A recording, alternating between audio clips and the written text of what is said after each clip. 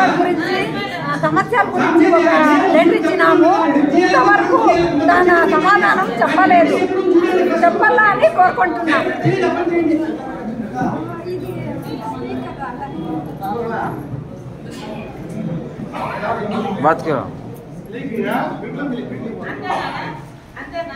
పెద్దవాడి గురించి గత సమావేశంలో నేను ఒక లెటర్ ఇచ్చినాను.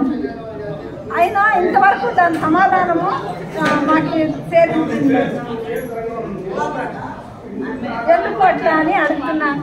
మీరు సమాధానం చెప్పాలని కోరుకుంటున్నా.